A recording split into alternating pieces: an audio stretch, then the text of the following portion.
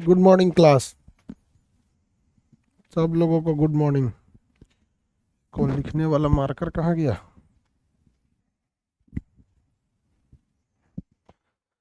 इससे पहले आप लोगों को बंगाल पढ़ाए थे।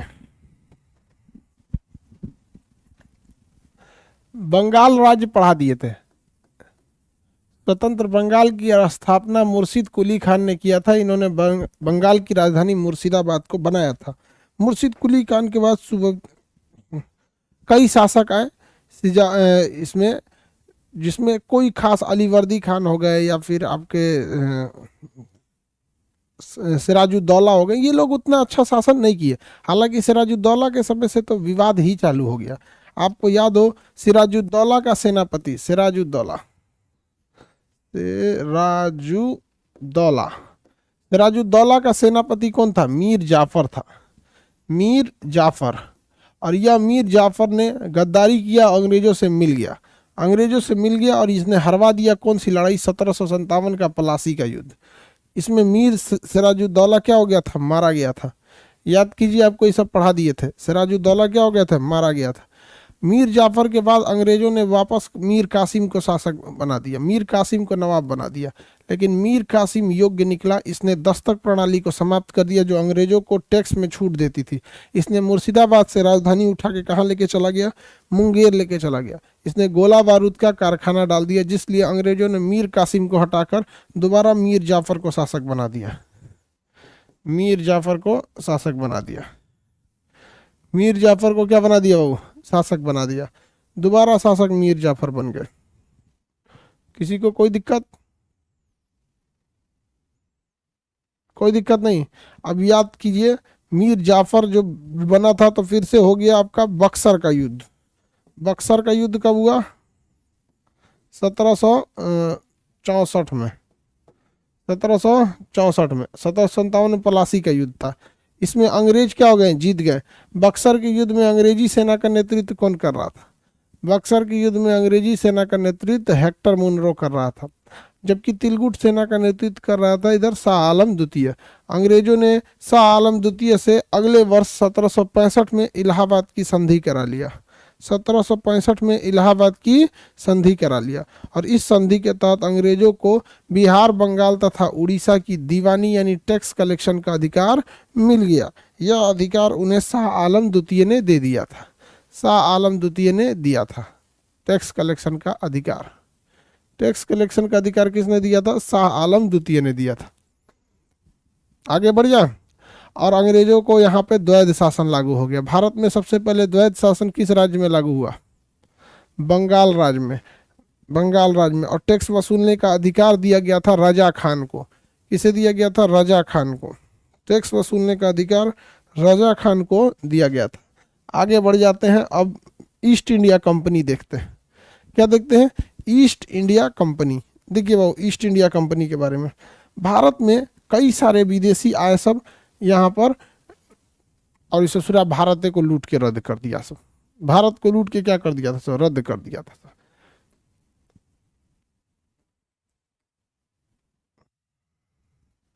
देखो बाबू, समझिए ध्यान से। इससे पहले बंगाल कंप्लीट हो गया है, कर्नाटक कंप्लीट हो गया है। कर्नाटक में भी आपको थोड़े थोड़े अंग्रेज दिखना चालू हो गए थे सब। कर्नाटक के युद्ध में हम आपको बताए थे कि कर्नाटक युद्ध में फ्रांसीसी जीत गए रहते, लेकिन फ्रांसीसी गवर्नर डुप्ले कुछ ज़्यादा ही एडवांस बन रहा था। इस चक्कर में फ्रांसिस गवर्नर डुप्ले के चक्कर में हार गए लोग। आगे देखते हैं हम लोग। देखिए ध्यान से, भारत में ऐसा कहा जाता है आप लोग को कि पुर्तगाली आए सब, ये आया, ठीक है, पुर्तगाली आया था, सब आए थे सब। लेकिन अगर आप गौर से देखिएगा तो 1498 में वास्को डी गामा आया, पुर्तगाली आए सब, डच आए सब, डेनमार्क वाले आए सब, फ्रांस वाले आए सब, स्पेन वाले आए सब, पुर्तगाल वाले आए सब, इंग्लैंड वाले आए सब, सब आए सब। लेकिन अभी भी तो आ रहे हैं सब। इंडिया एक्चुअली बहुत बड़ा मार्केट है। अगर आपको सामान बेचना है तो आपको बड़े मार्केट की जरूरत पड़ेगी। अगर आपके यहाँ सोचिए कि आपके पास बहुत बड़ा आपका खेत है, खेत में आपने बोया है आलू। आलू अपने गांव में बोइएगा और गांव के दुकान पर बेचिएगा या चौराहे पे बेचिएगा तो आलू बहुत सस्ता बिक जाएगा। लेकिन अगर उसी आलू को आप ले आके पटना बेचिएगा, अहमदाबाद बेचिएगा, दिल्ली में बेचिएगा तो महंगा बिकेगा। तो हर किसान को क्या चाहिए? व्यापार चाहिए, बड़ा व्यापार। लेकिन दूर तक बेच कौन पाता है? बड़े व्यापारी बेच पाते हैं सब, बड़े व्यापारी। तो यूरोप वाले बहुत बड़े बड़े व्यापारी थे सब, इनके पास गोदाम, बहुत बड़ा बड़ा जहाज होता था व्यापार के लिए, इनके पास बड़ी बड़ी जहाजें होती थी। तो इनको चाहिए था किस जगह पे ये जाके बेचे। तो इन्हें बेचने के लिए सबसे बेहतरीन भारत मिला था, क्योंकि ये बहुत बड़ा मार्केट है। आप देखिए ना, गूगल भी तो भारत में आ रहा है, फेसबुक भारत में, टेस्ला आ रहे हैं भारत में कि भैया हम भी यहाँ पे प्लांट लगाएंगे। एप्पल आ गया कि नहीं हो गया? एप्पल कंपनी यहाँ पे, आज भी तो सारी कंपनियां इधर आ ही रही हैं सब। समझ में आ गया कि नहीं आ गया? किसी को दिक्कत? तो ऐसा नहीं है कि केवल उस समय आए थे सब, उस समय आने के दो रीजन थे। ये तुर्की जो था ना, उस समय इसका नाम था ऑटोमन साम्राज्य। तुर्की का नाम क्या था? ऑटोमन साम्राज्य। ये ऑटोमन साम्राज्य इतनी तेजी से आगे बढ़ रहा था कि यूरोप वालों को डर हो गया था कि ससुरा कहीं हम जाएंगे कहाँ। ये तुर्की वाले बड़ी खतरनाक मारते थे सब, बहुत भयानक मारधार होता था।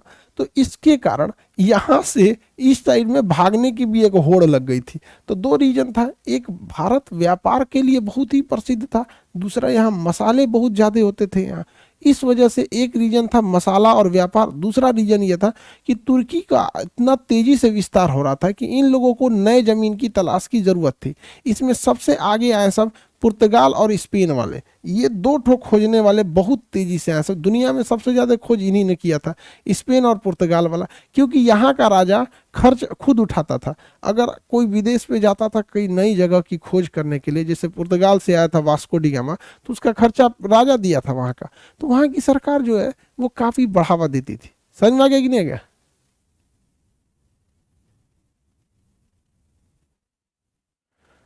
आगे बढ़े। तो अब आप घर समझिए ध्यान से कि पुर्तगाल वालों को बहुत ज़्यादा पैसे दिए जाते थे आगे जाने के लिए। इसी सिलसिले में स्पेन से कोलंबस निकला इधर की, और पुर्तगाल से Bartolomeu Diaz, Vasco D gamma, कई सारे खोजकर्ता भारत में आने लगे।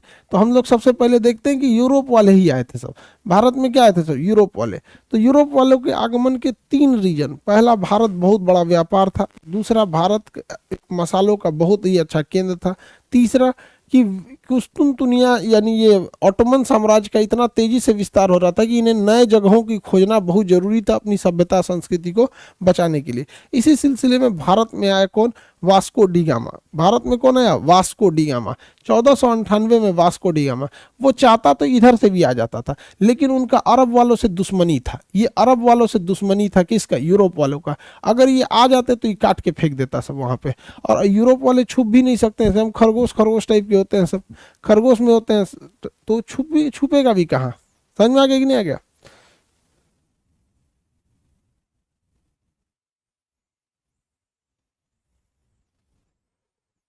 तो यूरोप वाले बताइए इस रास्ते आ सकते थे? पहले समझो भाव, पढ़ो, उसके बाद बतियाना। खोजता है सब की क्लासवा रोक के खूब बतियाए इनसे से।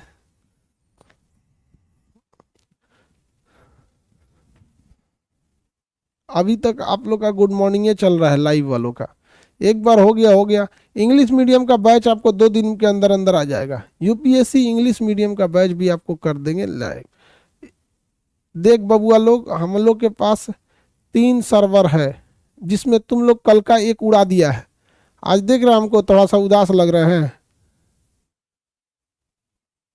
हम बहुत खुश थे कि आज सोच रहा हमारा सर्वर अब तो बहुत एक्सपीरियंस हो गया है। 2-2.5 साल से हमको लाइव ऑनलाइन का बहुत हमको कॉन्फिडेंस था, कल का कॉन्फिडेंस हिला दिया सब।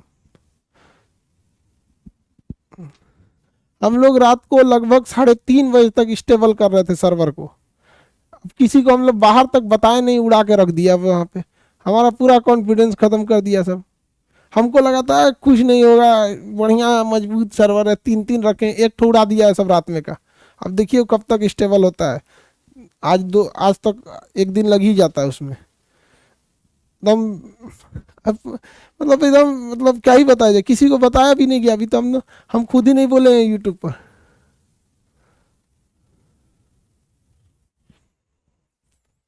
अरे मत पूछो तुम लोग। अरे तुम लोग इतना मतलब सर्वर पे इतना ज्यादा लोड पड़ गया कि गया काम से सर्वर, अब उससे माइग्रेट करके दूसरा लेना पड़ता है वहां पे। ये आप लोगों के लिए टेंशन नहीं होता है, आपको क्या टेंशन है, आपका तो बैच चलेगा ही चलेगा, टेंशन हो जाता है उसके पीछे वाले बैच में। मतलब जो पीछे वर्कर जो सर्वर कंट्रोल करते हैं उनके लिए होता है। सर्वर बेसिकली समझिए क्या है, ये बैठने का जगह, स्टूडेंट के बैठने का जगह हो गया। या तो अब मान के चलिए आपके यहाँ 200 आदमी के बारात के लिए बुलाए थे, 500 पहुंच गया, तो समझिए कि आपका सर्वर गया काम से, फिर वहां पे बहुत भाग दौड़ करना पड़ता है उनको मेंटेन करने के लिए। इंग्लिश मीडियम वालों के लिए बहुत जल्दी आ रहा है, पेमेंट नहीं हो पा रहा था, जितना जगह था भर गया था, फर्स्ट सर्वर भर गया था, इसलिए पेमेंट नहीं हो पा रहा होगा, रोकना पड़ गया था हम लोग को। आप लोगों को हम क्या ही बताते। अब रात में हम लोग ऐसा हुआ कि सर्वर के पास हम लोग स्टेबिलिटी देख रहे थे और मणिकांत सर थे, तो मणिकांत सर काफ़ी सबसे अभी टीचर्स में सबसे सीनियर है, और उनको हम बता रहे थे सर देखिए अभी ना सर्वर बहुत बेहतरीन हो गया है, अभी ना स्टूडेंट सबका कोई दिक्कत नहीं होगा, अब यहाँ पर सर्वर क्रैश नहीं होगा। जैसे बोलिए रहे थे ना, धड़ाक से सर्वर गया काम से, पूरा वार्निंग दे रहा है server going to under maintenance. अब हम क्या बोले उनके सामने, वहां पे करें कान साहब क्या हुआ है, हम तो कुछ बोलिए नहीं पा रहे थे। बाद में एडमिशन रोकना पड़ गया था रात में, स्टेबल हो गया अभी सर्वर, ठीक है। आप लोग को चिंता करने की जरूरत नहीं है। इंग्लिश मीडियम वाले लड़के, आप लोग के लिए भी कोई दिक्कत की बात नहीं है, लेकिन रात में जो हमको हुआ ना, इतना हमको, बाकी सब टीम वाले ना अंदर मुंह दाब के हंस रहे थे, हम कह रहे हमारा बेइज्जती हो रहा है, तुम हंस रहा है। जैसे हम बोले तुरंत सर्वर तुरंत लिख रहा है अंडर मेंटेनेंस, हम क्या हो गया भाई, टाइमिंग भी गजब का हुआ था उस टाइम। तो आप लोग को अब दिक्कत नहीं आएगा। इंग्लिश मीडियम के बैच आपको वो भी 1-2 दिन के अंदर आ जाएंगे। इंग्लिश मीडियम के कुछ टीचर अलग रहेंगे, हिंदी मीडियम के अलग, कुछ हम बाइलिंगुअल रहेंगे लोग तो हो जाएंगे, कोई दिक्कत नहीं होगा आप लोग को।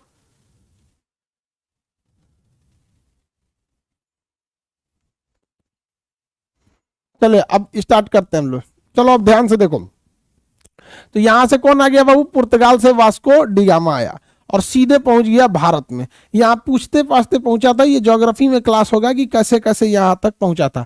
वास्को डिगामा सबसे पहले अफ्रीका के पास पहुंचा था, क्योंकि वास्को डिगामा से पहले ही पुर्तगाल का एक नाविक था जिसका नाम था बार्थोलोमियो डियाज, वो अफ्रीका साउथ अफ्रीका पहुंच गया था।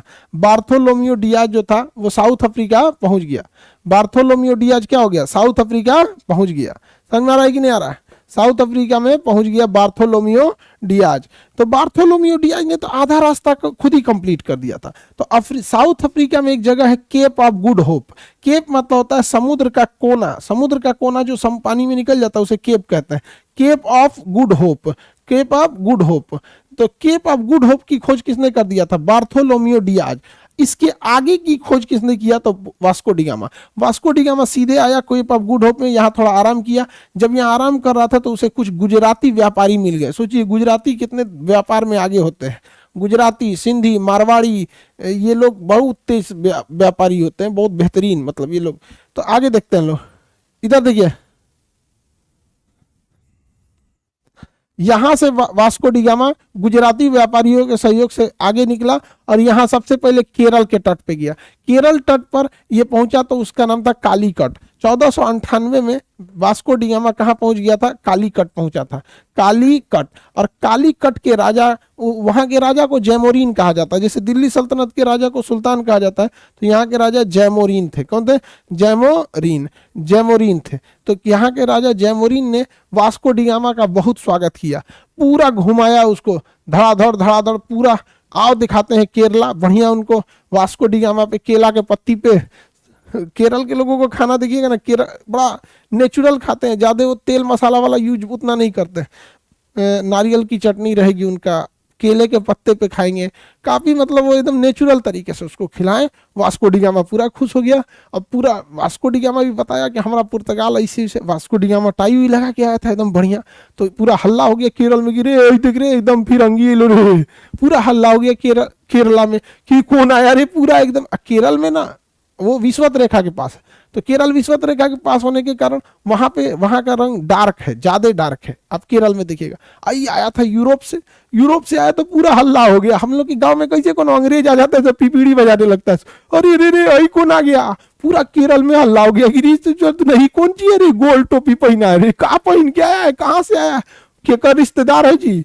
पूरा हल्ला हो गया कि पता है चला यूरोप से आया। तो केरल के लोगों ने बड़ा इज्जत किया, इनका खाना पीना खिलाया, इसके जहाज को मसाला से भर दिया। इस जुड़ा एक और लकड़ी का जहाज खरीदा, रस्सी बांध दिया पिछवा, उसमें और मसाला खरीद लिया और लेके चल दिया कहाँ पर, यूरोप में। कहाँ चल दिया, यूरोप में। और इसमें 60 गुना मुनाफा कमाया। भाई सब मुनाफा इससे ज्यादा हो ही नहीं सकता। मुनाफा लोग कितना कमाते हैं, 10%, 20%। आप सामान खरीद के लाइएगा 100 रुपये का, हो सकता है कि आप उस 100 रुपये को बेच देंगे 120 रुपये में। इससे ज्यादा कितना, 20% का मुनाफा कमाएंगे। वहां ससुरा 6000% का मुनाफा कमा दिया, 6000% का। सोचिए 60 गुना मुनाफा कमा रहा है। किसी को कोई दिक्कत, 60 गुना मुनाफा कमाया। अब पूरा हल्ला हो गया यूरोप में कि अरे ससुरा तूने कहां से तू चल गया था, भारत जाने में तो बहुत दिक्कत था, ये पुर्तगाल वाला ये अरब वाला काट देता है सर, अल खब्बीस अल जब्बे कर दिला है, यहाँ पे काट कूट देता था सब, यहाँ पे हबीबी यहाँ वाले काट देता था सर। तो यूरोप इधर से नहीं आ सकते थे। तो पूरा हल्ला हो गया कि इधर से गया था रे तू, सोचा कि इधर से गया था, अरे किधर से गया था। तो पता चल गया इधर से आया है। तो 1498 में आया वास्को डी गामा, अब फिर आया 1502 में। वास्को डी गामा 1502 में फिर चला आया, अब फिर आया और यहीं रह गया वास्को डी गामा। हालांकि उसके बाद उसकी मृत्यु भी भारत में ही हुई थी वास्को डी गामा की। तो फिर आ गया यहाँ पे। अब पुर्तगालियों को लगा कि बहुत अच्छा जगह है, चलो चलो चलो चलो, कहाँ पे चलो, पुर्तगाल चलो, चलो कालीकट चलो, कालीकट चलो। अब 1503 में यहाँ का गवर्नर आया। यहाँ पे इन्होंने पुर्तगालियों ने क्या किया, कालीकट का, यहाँ पे केरल में ना कोची का किला जीत लिया सब। अब बताओ, आए थे सब मेहमान बन के, किला जीत लिया सब, कहा कि किला हम लोग का रहेगा। कोची का किला क्या कर लिया सब, जीत लिया सब। अब यहाँ जीतने के बाद इन सब का एक कॉलोनी बस गया, पूरा का पूरा क्या हो गया, कॉलोनी बन गया। मतलब ये कॉलोनी उन लोग की हो गई, पुर्तगालियों की। उनके हथियार क्या थे, एकदम ट्रेंड थे। और भारत में पता ही है, एक स्टेट का दूसरे स्टेट से उतना पहले जमाने में विवादे चलता था, नहीं देखते, भारत के राजा तो अपने भारत में लड़ते रह गए सब। अब यहाँ पर एक गवर्नर आया पुर्तगालियों का। तो इतना तो समझ में आया ना, सारा बीज बोया हुआ किसका है, सारा बीज बोया हुआ है किसका, वास्को डी गामा का।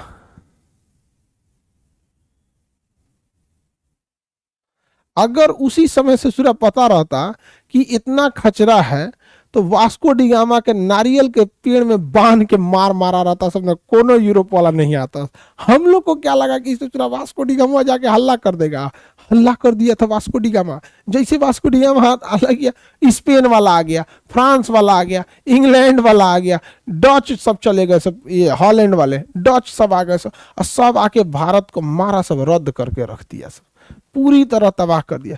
नहीं तो आप ही बताइए, अगर हम लोग को ये जरा भी आभास हो जाता कि वास्को डी गामा जाके हल्ला करेगा, उधर से सब चलाएंगे, सब मार के आदमी उघारे भेजा रहता वास्को डी गामा के, जाओ यहाँ पे जाके यूरोप वाला से कहता है मत जाओ भाई यहाँ पर, ये तो इससे भी खतरनाक है, सब बहुत खतरनाक है। इसको बिहार में ले आना चाहिए था वास्को डी गामा को। वो कितना न चिढ़ा देता है, रे उजर का खरगोश, ऐसा लोग रिगा के रद्द कर देता, जाइए नहीं पाता वहां पे, पूरा तरह से बर्बाद कर देता। आगे बढ़े तो चलिए अब देखते हैं ईस्ट इंडिया कंपनी वगैरह कैसे कैसे आए सब, ठीक है। तो आप लोग को इतना समझ में आ गया, वास्को डी गामा ने भारत की खोज नहीं किया था, बल्कि उसको अरब होके आने में दिक्कत होता था, क्योंकि यहाँ से उनका विवाद था, तो समुद्र रास्ते से खोज किया था। तो अरब भारत का खोज वास्को डी गामा ने नहीं किया। उससे पहले, वास्को डी गामा से पहले दिल्ली सल्तनत आ चुकी है, उससे पहले ये क्या नाम है, मोहम्मद गोरी, महमूद गजनवी, सब कब का आके चल गया है सब यहाँ पर, बताइए। सर हम 12th में पढ़ते हैं, अभी बैच खरीद ले, नहीं 12th वाले लोग अभी मत खरीदिए। 12th के लोग यूपीएससी के बैच अभी नहीं लीजिए। 12th के बच्चों के लिए यूपीएससी बैच का मॉड्यूल अलग होता है, उनका सिलेबस जो खत्म होता है वो 2.5 साल में होगा। आप उनका वो बैच मत खरीदिएगा। 12th वाले लोग खरीद लिए तो थोड़ा सा अगर मेहनत करना पड़ेगा ज्यादा। आगे बढ़ जाते हैं। सर हम खरीद नहीं पा रहे हैं, सर्वर में रोक दिया गया अभी, तुम लोग एक ही बार में इसे एडमिशन ले लोगे तो सर्वर नहीं डाउन हो जाता है। अभी हम किसी को बताए भी नहीं है, यूट्यूब वाला गुजियारा ऐसा हम लोग को नहीं बताया। आप हम कहे क्या बताए बाबू, हम तो ऐसा दुविधा में फंस जाते हैं, क्या बताया जाए।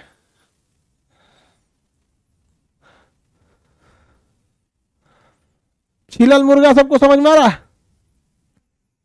चलो बाबू देखो, अंग्रेज यूरोप वाले किस किस सीक्वेंस में है सब उसको एक बार देख लिया जाता है, क्योंकि उसमें भी क्वेश्चन पूछेगा ना कि आप लोग का कौन सा अंग्रेज कौन सा यूरोपीय कंपनी भारत में आई। तो आप एक और चीज अक्सर नोटिस कीजिएगा कि हम जब भी बोल रहे हैं तो कंपनी बोल रहे हैं, यूरोपीय ईस्ट इंडिया कंपनी, तो ये कंपनी थे सब, व्यापार करने आए थे सब। जैसे भारत में इन्फोसिस कंपनी है, टाटा है, महिंद्रा है, रिलायंस है, अडानी है, इतनी बड़ी बड़ी कंपनियां, तो ये कंपनी विदेश में भी जाके व्यापार करती है। अडानी ऑस्ट्रेलिया में जाके कोयला निकाल रही है, तो हर कंपनी विदेश में भी काम करती है। अब भारत में देखिए होंडाई कंपनी विदेश से ही तो आई है, उतना काम करती है भारत में। होंडा कंपनी विदेश से आई है। अब धीरे धीरे कंपनी की संख्या बढ़ते जाएगी, अपना अधिकारी रखेगा, धीरे धीरे मिला मिला के क्या कर लेगा, आगे बढ़ सकता है। तो पहले एक बार देखते हैं कि कौन किस सीक्वेंस में भारत में आया था। सबसे पहले कौन आए थे सब बाबू? यूरोप, पुर्तगाली सब। सबसे पहले भारत आगमन किस कंपनी का हुआ था? पुर्तगाल वाले का। पुर्तगाल वालों के बाद आ गए सब इंग्लैंड वाले सब, इंग्लैंड वाले सब। उसके बाद आ गया सर डच, डच हॉलैंड के नागरिकों को क्या कहता था? डच आ गए सर। उसके बाद कौन आ गया सर? डेनमार्क वाले। डच के बाद डेनमार्क वाले आ गए सर। उसके बाद कौन सा आ गया? फ्रांस वाले आ गए, फ्रांस वाले। फ्रांस के बाद Swedish east India company, Sweden वाले चले आ गए sir, Swedish east India company. इतने आ गए सब कि भारत को तबाही झेलना पड़ गया था यार। एक गलती हो गई, वास्को डी गामा को मार के सुता देना चाहिए था वहीं पे, मार बांस बांस मार के तो भगाना चाहिए, जाके हल्ला करता। देखिए ट्रिक याद रखिएगा, पेड कर दे फीस, पेड कर दे फीस। ऑनलाइन में तो बिना पेड किए काम ही ना चलने वाला है। पेड कर दे फीस, किसी को कोई दिक्कत नहीं। देखिए प से क्या होगा? पुर्तगाल वाले। भारत में सबसे पहले कौन आया था? पुर्तगाली, पुर्तगाली। भारत में सबसे पहले कौन आया? पुर्तगाली आया। भारत में सबसे पहले पुर्तगाली आ गए लोग, किसी को कोई दिक्कत नहीं है यहाँ पर। सबसे पहले पुर्तगाली आए लोग। तो देखिए ध्यान से, पुर्तगाली के बाद कौन आए सर? ई से इंग्लैंड वाले। कौन थे? इंग्लैंड वाले। हम इंग्लैंड को सबसे लास्ट में बताएंगे, क्योंकि इंग्लैंड वालों ने बहुत लंबे समय तक रह गए सर, इसलिए इंग्लैंड की चर्चा थोड़ी सी लास्ट में करेंगे। पहले पुर्तगाल देख लेंगे, फिर डच देख लेंगे, ठीक है। कर से कुछ नहीं होता है। उसके बाद Denmark, Denmark, Denmark east India company. First से कौन आ गया सर? फ्रांस वाले, फ्रांस। उसके साथ से स्वीडन, स्वीडन। स्वीडन के बारे में तो कुछ पढ़ना ही नहीं है, इन लोगों ने कुछ खास काम ही नहीं किया था। पहला देखते हैं किसके बारे में? पुर्तगाल वाले के बाद। पुर्तगाल के बाद पढ़ना किसका चाहिए? इंग्लैंड वालों का। लेकिन इंग्लैंड वालों ने भारत पे आए कंपनी की तरह और राज कर गए सब देश की तरह, इसलिए इनको तो 1947 तक पढ़ना है। तो पहले इन लोग का सीक्वेंस हटा देते हैं, फिर इंग्लैंड के बारे में आराम से पढ़ते रहते हैं। पुर्तगाली ईस्ट इंडिया कंपनी, कौन सा? पुर्तगाली ईस्ट इंडिया कंपनी। ट्रिक क्या हो जाएगा? पेड कर दे फीस। ट्रिक क्या हो जाएगा? पेड कर दे फीस, पेड कर दे फीस। अब पुर्तगाल वालों के बारे में एक एक करके हम लोग थोड़ा सा जानना चालू करते हैं। 1498 में बाबू कौन आया था पुर्तगाल का? 1498 में वास्को डी गामा आया था।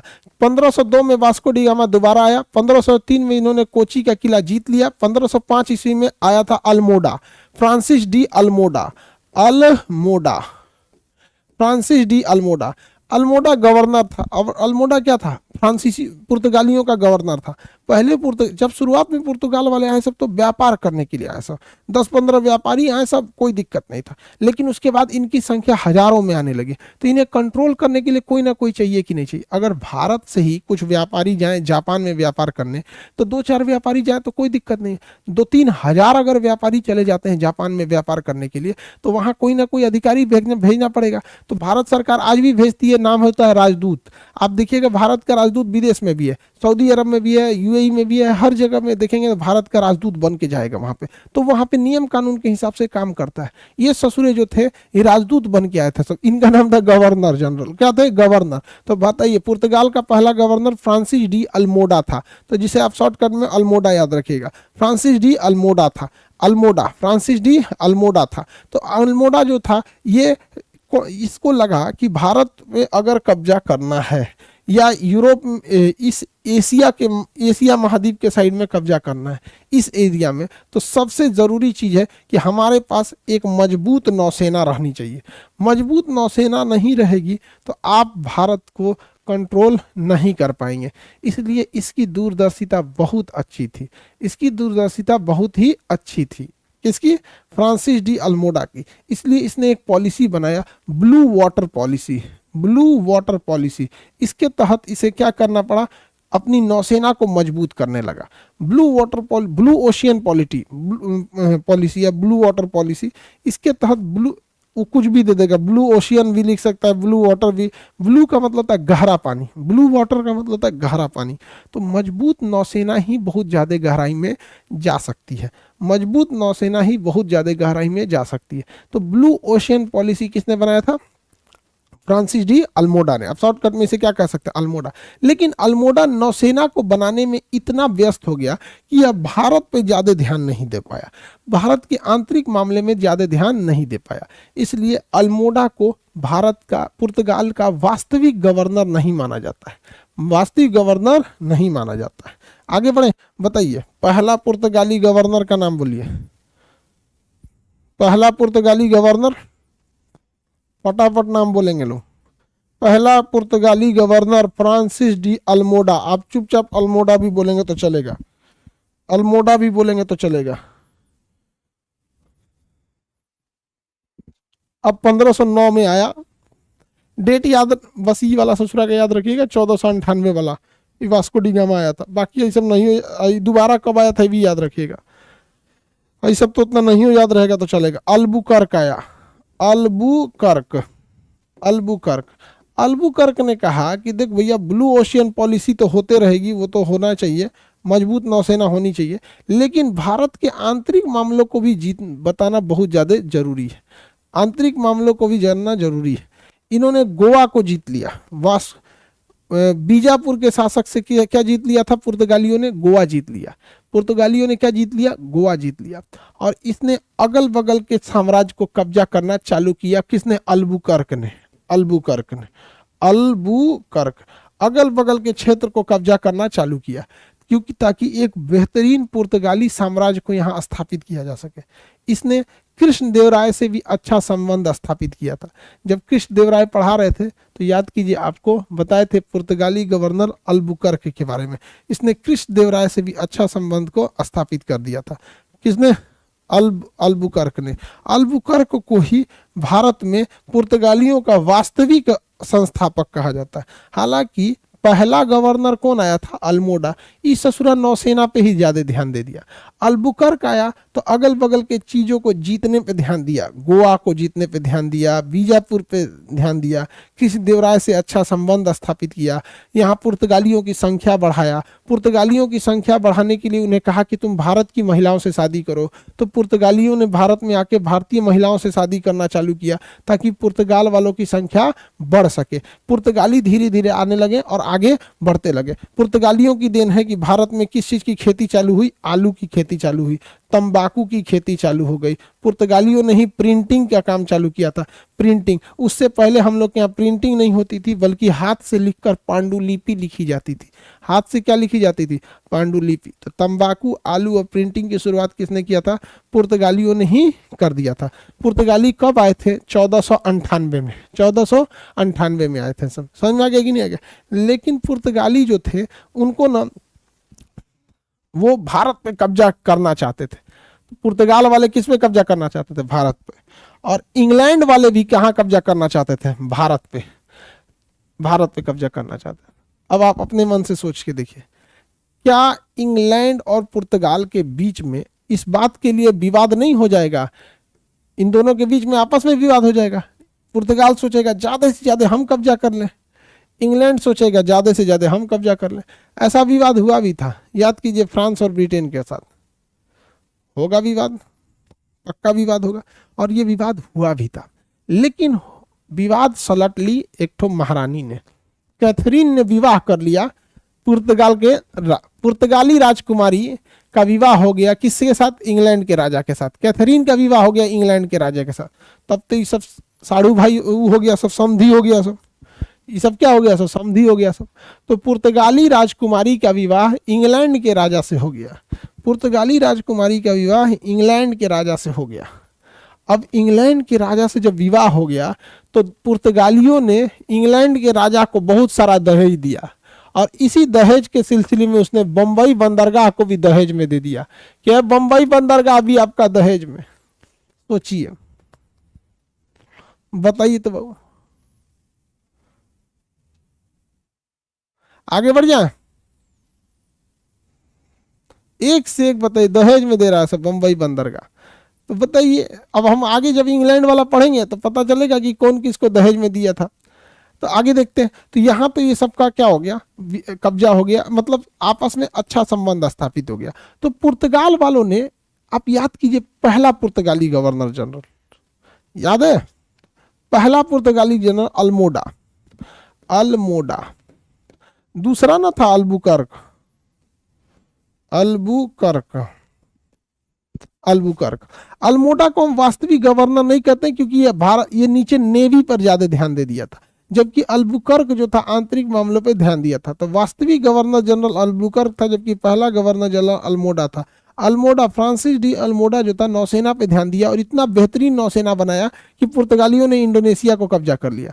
किसे कब्जा कर लिया? इंडोनेशिया को। और उन्होंने भारत छोड़ दिया। तो इस दोनों समधी हो गए थे, सब रिश्तेदार। तो एगो ससुर जी यहाँ, दूसरा ससुर जी यहाँ। इंग्लैंड वालों ने कब्जा कर लिया भारत को, पुर्तगाल वालों ने कब्जा कर लिया इंडोनेशिया को। इंडोनेशिया पे कब्जा करने के लिए नौसेना का जरूरत था। अल्मोडा की ब्लू ओशियन पॉलिसी सक्सेस हो गई और पुर्तगाली जो थे वो भारत से ध्यान हटा के इंडोनेशिया की ओर ध्यान आकर्षित कर दिए। और वो पूरी तरह से किसको डोमिनेट करने लगे सर? इंडोनेशिया को डोमिनेट करने लगे थे सब अल्बुकर्क ने। और इसी तरह तब पुर्तगाल वाले, पुर्तगाल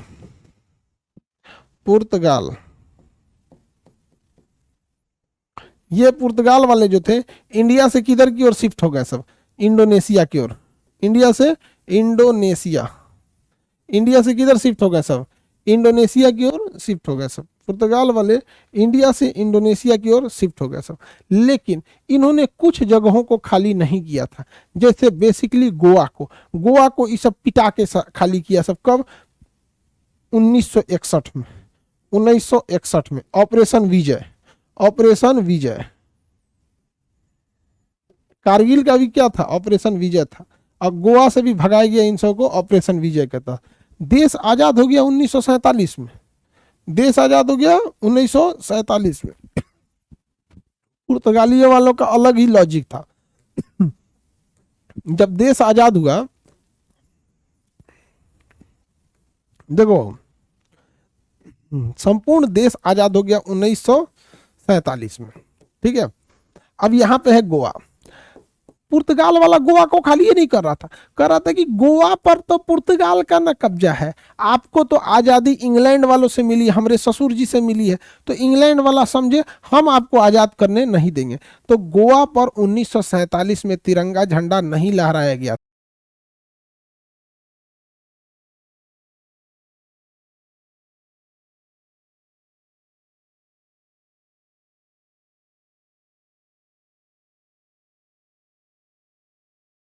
और तब पुर्तगाल ने कहा कि ठीक है हम यहाँ से जा रहे हैं। तो फाइनली पुर्तगाल वापस यहाँ से गया है 1961 में, 1961 में, 1961 में सबसे बाद में गया है।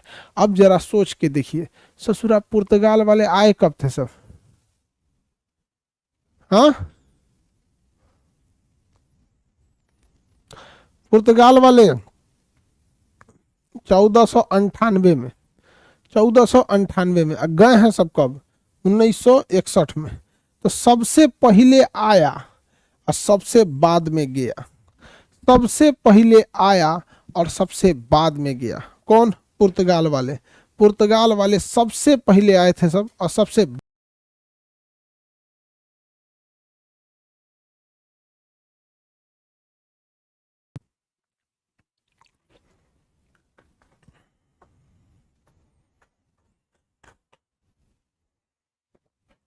पुर्तगाल देख लीजिए। अब हम क्वेश्चन पूछते हैं, अच्छे से देख लीजिए, फिर हम क्वेश्चन पूछते हैं। फटाफट बताइए।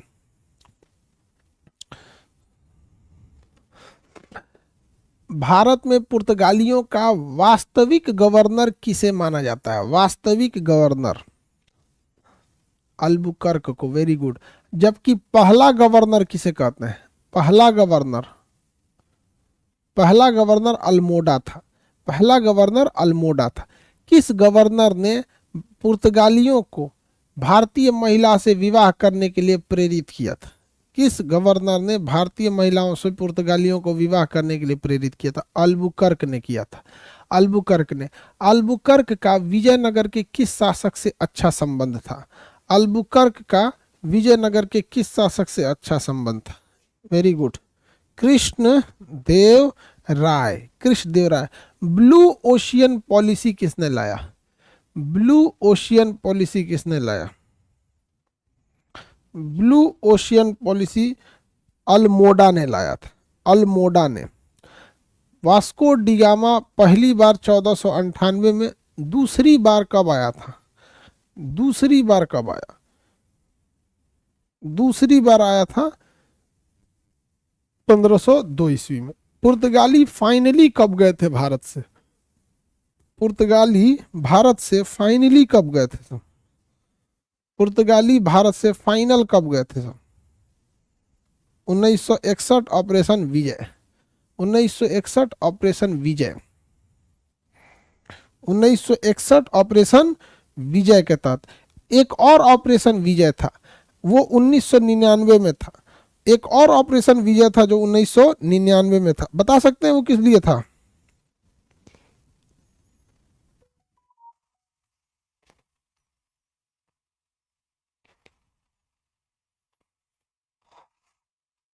कारगिल वाला था। कारगिल वाला 1999 वाला। पुर्तगालियों का वास्तविक गवर्नर किसे माना जाता है? अल्बुकर्क को, जिसने बीजापुर के शासक से क्या जीत लिया था? गोवा जीत लिया था। बीजापुर के शासक से क्या जीत लिया? गोवा जीत लिया। चलिए अब आगे बढ़ते हैं, मेरी और अब ध्यान से देखिए लोग।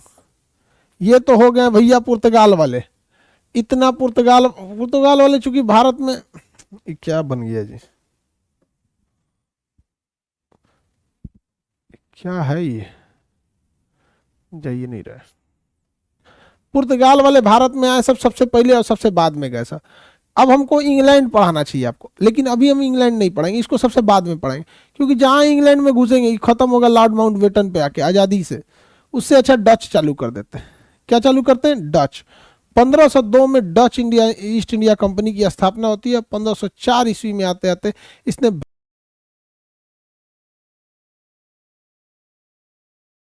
कहा सबसे पहले आए थे? कालीकट में। पुर्तगाली सबसे पहले कहाँ है? कालीकट में। और कोची का किला जीत लिए सब।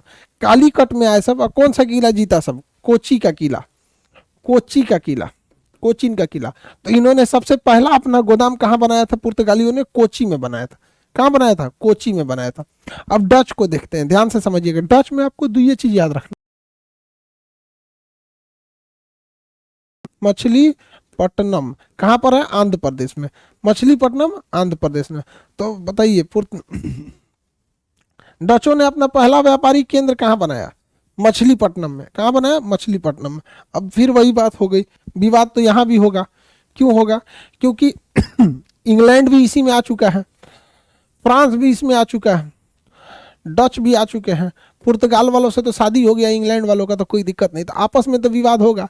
तो इंग्लैंड नहीं चाहता था कि दूसरी कंपनियां भारत में आके बढ़ें, इसलिए इंग्लैंड ने डच से युद्ध करना चालू किया। और 1559 ईस्वी के वेदरा के युद्ध में, वेदरा के युद्ध, कौन सा युद्ध? वेदरा का युद्ध। इस वेदरा के युद्ध में इंग्लैंड वालों ने किसे हरा दिया? इंग्लैंड वालों ने हरा दिया किसे? डचों को। और डच यहां से हार गए और डच यहां से चले गए। डच हारने के बाद डच यहां से क्या हो गए? चले गए। दो चीज याद रखिएगा कि पहला डचों का पहला कारखाना कहाँ था? मछलीपट्टनम में। डचों का पहला कारखाना मछलीपट्टनम में। डच अभी विस्तार कर ही रहे थे कि 1500 1759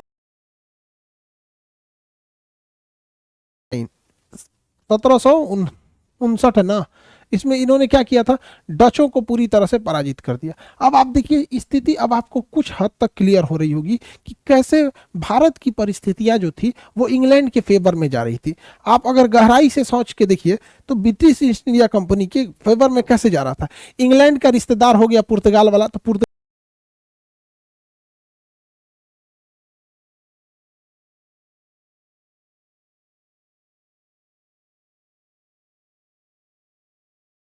वाडिवास के युद्ध में इंग्लैंड ने किसे हराया था? वाडिवास के युद्ध में किसे हराया था? वेदरा के युद्ध में तो इन्होंने डचों को हरा दिया था, लेकिन वाडिवास का युद्ध जो 1760 ईस्वी में था, इस युद्ध में इसने फ्रांसीसियों को हरा दिया, फ्रांसीसी गवर्नर डुप्ले की बेवकूफी की वजह से। तो इसने अगले साल 1560 में किसे हरा दिया? फ्रांसीसियों को हरा। इतना ईजी हो गया है। पुर्तगाली से अब यहाँ पे पुर्तगाली निपट गया, डच निपट गया, फ्रांसीसी निपट गए, स्वीडन वाले कुछ कर ही नहीं, डेनमार्क वालों को क्या कर लिया था? खरीद लिया था। तो स्थितियां पूरी तरह से फेवर में जा रही थी किसके? इंग्लैंड वालों को। तो डच में इस युद्ध में डच पूरी तरह से हार गए। किस युद्ध में डच पूरी तरह से हार गए? किस युद्ध में डच हार गए सब? तो वेदरा के युद्ध में 1759।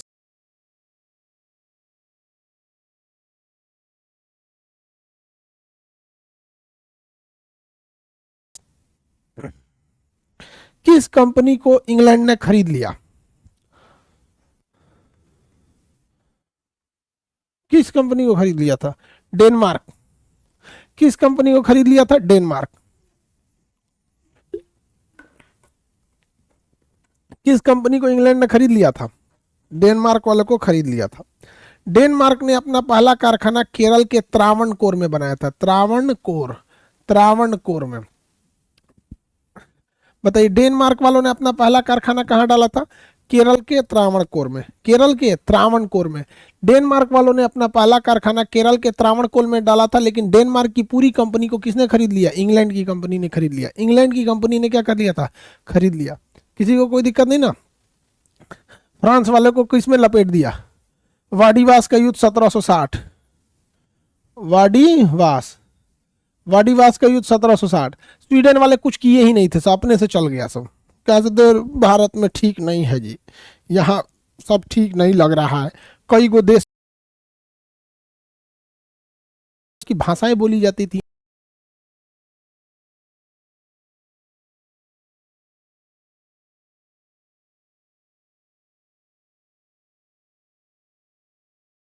डेनमार्क वालों ने अपना पहला, ये कौन सा, डचों ने अपना पहला कारखाना मछलीपट्टनम में। डेनमार्क वालों ने